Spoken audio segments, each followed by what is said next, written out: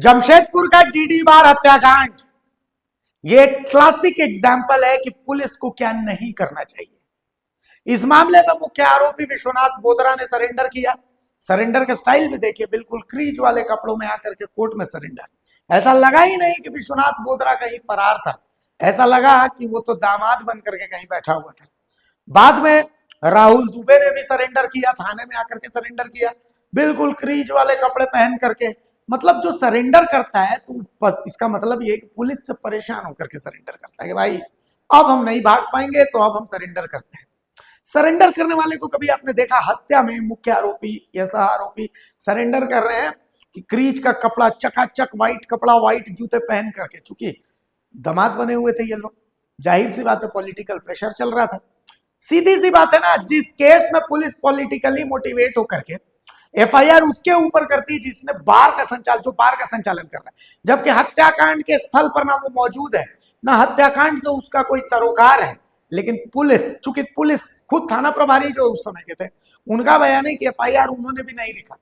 FIR लिखने वाला एक शख्स था जो सरयू राय के खिलाफ है, जो नीरज सिंह के खिलाफ है, और बहुत जाना माना सिंह जी है जो बिल्कुल मस्ताना है।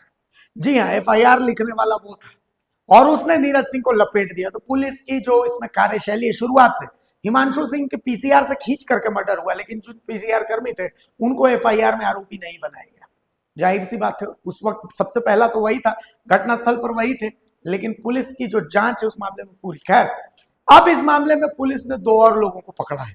डीडी बार हत्याकांड में जमशेदपुर में बिष्टुपुर थाना क्षेत्र के चर्चित डीडी बार हत्याकांड की जांच कर रही एसआईटी को बड़ी सफलता मिली है। पुलिस ने मामले में 2 और आरोपियों को गिरफ्तार किया है। घटना के बाद मुख्य आरोपियों के फरार होने और छिपने में इस्तेमाल की गई टीवीएस एक्टिवा स्कूटी JH05EH6474 भी बरामद कर ली गई है। इन गिरफ्तारियों के बाद मामले में अब तक गिरफ्तार आरोपियों की संख्या बढ़कर 14 हो गई है। बुधवार को आयोजित प्रेस कॉन्फ्रेंस में सिटी एसपी ललित मीणा ने बताया कि बिष्टुपुर थाना कांड संख्या 84/2026 के तहत 27 जून 2026 की रात करीब 11:30 बजे डीडी बार के पास हुए जानलेवा हमले के बाद एसएसपी के निर्देश पर एसआईटी बनी।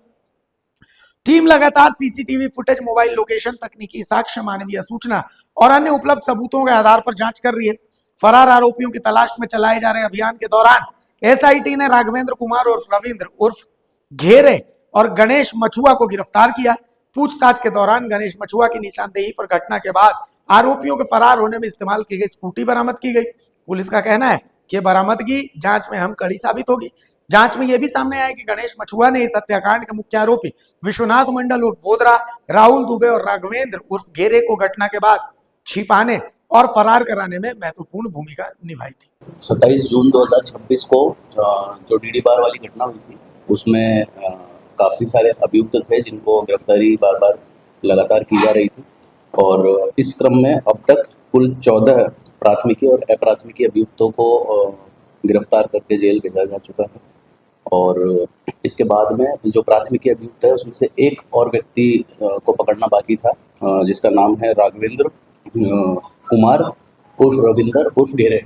ये कदमा थाना क्षेत्र का रहने वाला है। कल इसको भी फाइनली पुलिस द्वारा हिरासत में लिया गया। और इसके साथ साथ एक और व्यक्ति है जो प्राथमिकी अभियुक्त नहीं था, परंतु वो उसकी संलिप्तता इसमें किसी प्रकार से इन लोगों को जो प्राथमिकी अभियुक्त थे इनको सहयोग देने में और कुछ वाहन उपलब्ध करवाने में अन्य प्रकार से इसकी संलिप्तता पाई गई थी। इसका नाम है गणेश मछुआ, और इसको भी साथ में आगे फॉरवर्ड किया जाएगा पुलिस द्वारा न्यायिक हिरासत में।